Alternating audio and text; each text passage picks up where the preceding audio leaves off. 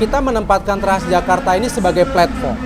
Jadi artinya dengan ekosistem yang cukup besar, ini membuka ruang tentunya buat semua pihak kita berkolaborasi.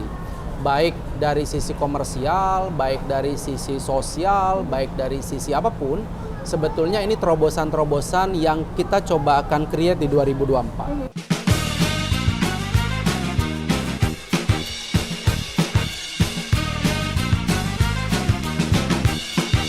Ketemu lagi di Bus Stop, bincang sahabat-sahabat top, podcast Gaya Hidup Jakarta.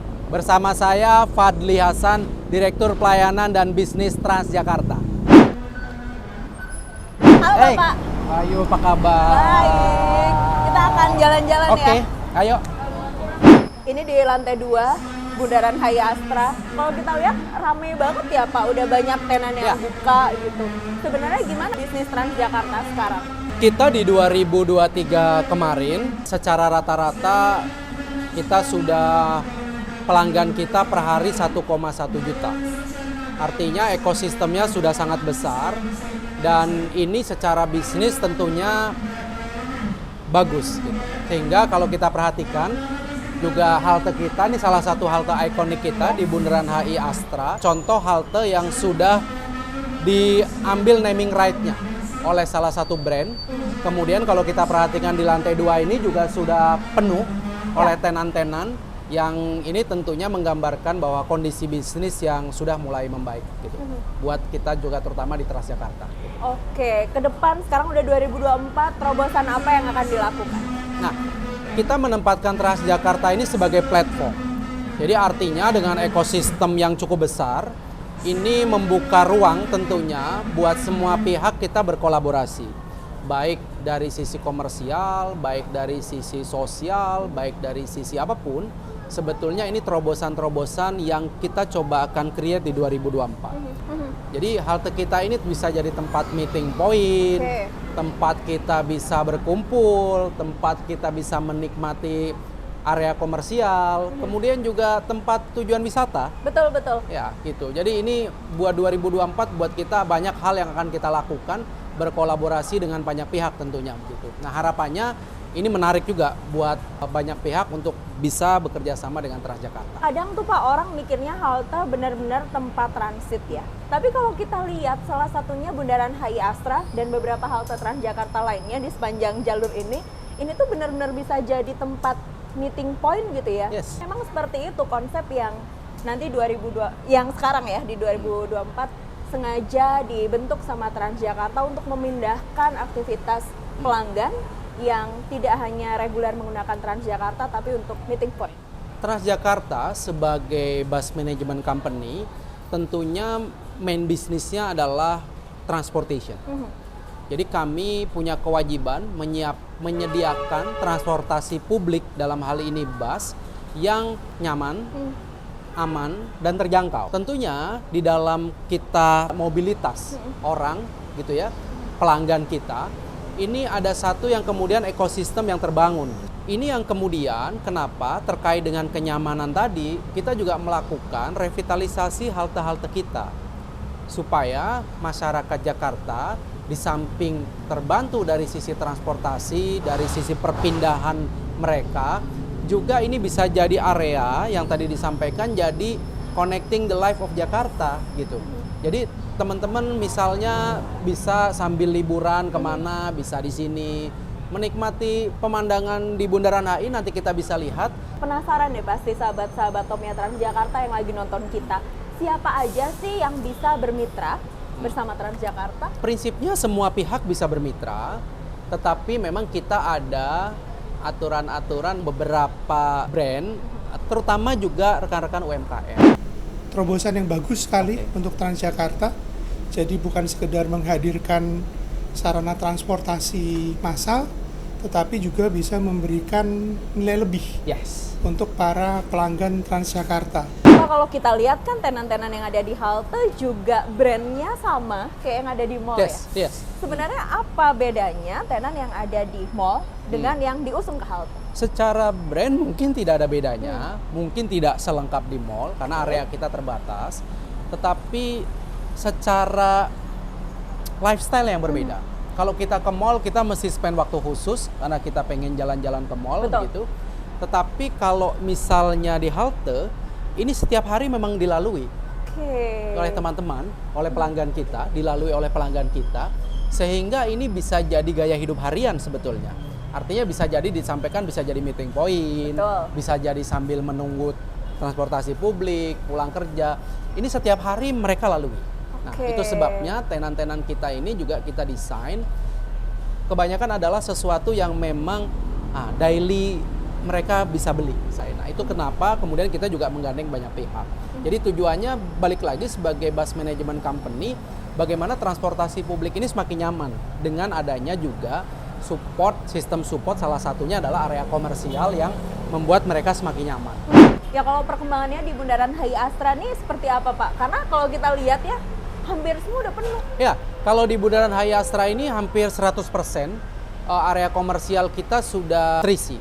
Memang ada beberapa yang masih proses fit out gitu ya, Oke. tapi akan segera juga opening tentunya. Jadi kalau kita melihat halte-halte kita yang ikonik kita sebutnya, ini jadi sesuatu yang menarik buat rekan-rekan yang ingin juga berbisnis tentunya, berkolaborasi dengan Transjakarta. Oke, tapi di halte-halte Transjakarta yang lain masih ada kesempatan masih untuk ada kerjasama kesempatan, dong ya? jadi masih ada kesempatan, tetapi itu juga lokasi kita ini kan sangat terbatas. Siapa cepat Dia dapat. Ini salah satu spot yang tadi Bapak sampaikan bisa Ya. dipakai buat aktivasi, komunitas, event apapun gitu ya. Ya, Pak, ini pemandangannya Pak. ini kalau kita di sini nggak kalah dengan di luar negeri. Ini salah satu spot di salah satu halte kita di Bundaran HI Astra yang bisa digunakan activation. Ini sisi ke arah kota Tamrin. Oke. Nanti kita akan ada sisi satu lagi yang ke arah Bundaran HI. Sebentar, berarti sisi satu dan sisi lainnya bisa buat bikin kegiatan yang Yes. berbeda Pak? Bisa. Dan masyarakat bisa menikmati ini dengan tadi, karena filosofi kita aman, nyaman, terjangkau, artinya semua orang masyarakat Jakarta bisa menikmati itu sesuai dengan nilai Transjakarta, salah satunya bahagia. Kita bisa bahagia bersama. Ngomong-ngomong soal bahagia ya, apa sih rasanya jadi direktur pelayanan dan bisnisnya Transjakarta yang 24 jam nggak pernah tidur? Yang pasti kurang tidur. Tapi balik lagi karena kita bekerja untuk melayani masyarakat, itu satu kewajiban, panggilan yang menurut saya ya kita menikmati itu. Yes. Gitu. Ya jadi selain pegang bisnis, Bapak juga membawahi pelayanan Transjakarta ya? Ya. Jadi apa Pak tantangannya menahkodai pelayanan Transjakarta yang tadi kita bahas ya beneran nggak pernah tidur? Ya, sebetulnya kalau tantangan terbesar kita adalah sebagai transportasi publik, bagaimana orang yang menggunakan kendaraan pribadi mau switching ke transportasi publik. Dan itu tantangannya memang ada di pelayanan. Ya. Biar bagaimanapun juga kalau kita tidak bisa memberikan ketepatan waktu, tidak bisa memberikan rasa nyaman, maka orang sulit untuk melakukan switching dari kendaraan pribadi ke transportasi publik. Itu yang terus kita usahakan. Oke. Nah, di 2023 per hari lebih dari 1,1 juta perjalanan yang Ya. dilayani sama Transjakarta gitu ya. Nah, tim Bapak ada di garda pelayanan terdepan selain ada pengemudi, pramudi Transjakarta yang mobile gitu.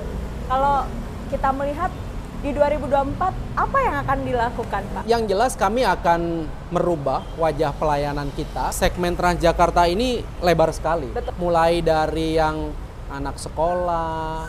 Jadi kalau saya keliling pagi-pagi bersama dengan masyarakat pedagang sampai dengan level yang mungkin eksekutif muda, para eksekutif, para profesional, range-nya cukup lebar. Dan ini tantangan sendiri buat kita.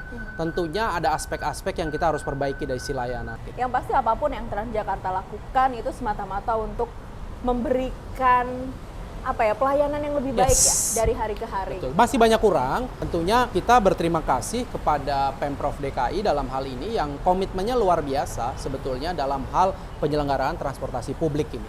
Kurang lebih begitu. Dan kami sebagai badan usaha milik daerah Pemprov DKI, ya kami harus melakukan tugas itu dengan baik. Di belakang kita ini antrian yang mau foto ya Pak?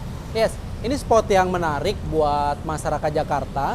Jadi setiap hari penuh pelanggan kita yang hanya ingin berfoto. Kita coba ngobrol sama pelanggan kita yang ada di sana, Pak. Boleh? Ayo. Halo, boleh ngobrol ya? Sering ke Transjakarta, ke halte Bundaran HiAstra? Untuk pakai Transjakartanya sering, cuma kalau untuk ke atas ini baru sih. Oke. Tahu dari mana ada ini? Sosial media. Oh, sosial media. Oh iya, ini dari Jakarta aja atau? Kalau aku kebetulan dari Depok. Oke. Dan kita emang hari ini lagi ada keperluan, jadi kita ke sini dan sering sih kalau buat PJ. Pelayanan gimana pelayanan? Untuk pelayanan udah bagus sejauh ini. Malah makin kayak di welcome gitu lepas masuk tadi ke dalam.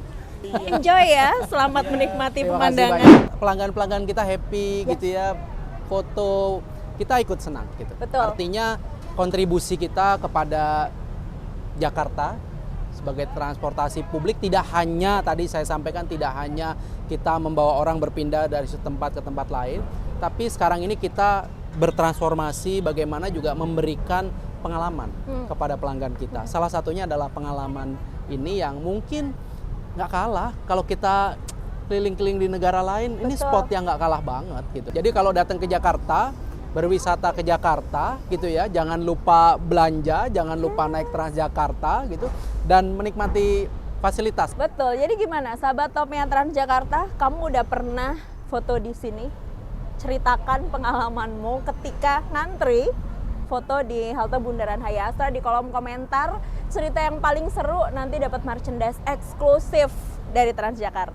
Bapak paling suka makan apa? Apa ya? Saya ini orang pemakan segala gitu. Nggak Apa? pilih-pilih makanan. Tapi saya ini orang kampung. Jadi kadang-kadang kalau ditanya sama teman-teman saya menunya menu sebagaimana orang Indonesia lah ya. Sekarang Bapak mau ngajak kita dan sahabat topnya Transjakarta makan apa? Tahan dulu, tahan. Kita langsung ke sana. Dulu cita-citanya mau jadi apa sih? Wah, cita-cita tuh berubah-berubah tuh. Kecil pengen jadi tentara. Oke. Gedean dikit pengen jadi insinyur. Begitu lah. Terus jadi direktur sekarang. Apa yang memotivasi Bapak sampai akhirnya ada di titik ini? Ngalir aja sih hidup. Ngalir aja. Tapi saya merasa apa yang dicapai hari ini sebetulnya karena doa banyak orang tua, support keluarga, rekan-rekan, lingkungan. Jadi kalau saya merasa apa yang saya capai hari ini tuh berkat banyak orang. Karena itu Bapak sekarang lebih mengabdikan diri untuk kepentingan banyak orang. Ini salah satu warteg di Jalan Sabang. Saya pengen menobatkan Bapak jadi duta warteg, boleh nggak sih ini? Menunya oke-oke banget, iya. sahabat-sahabat topnya Transjakarta. Kita mau makan karena ini adalah akhir dari Bus Stop edisi hari ini. Jangan lupa subscribe channel YouTube dan juga Spotify Bus Stop Bincang Sahabat-sahabat Top. Podcast Gaya Hidup Jakarta. Follow juga akun sosial media Transjakarta. Akhirnya, Ayu Ardani dan Direktur Pelayanan dan Bisnis PT Transportasi Jakarta, Bapak Fadli Hasan pamit. Kita makan dulu, sampai jumpa minggu depan. Ayo naik Transjakarta.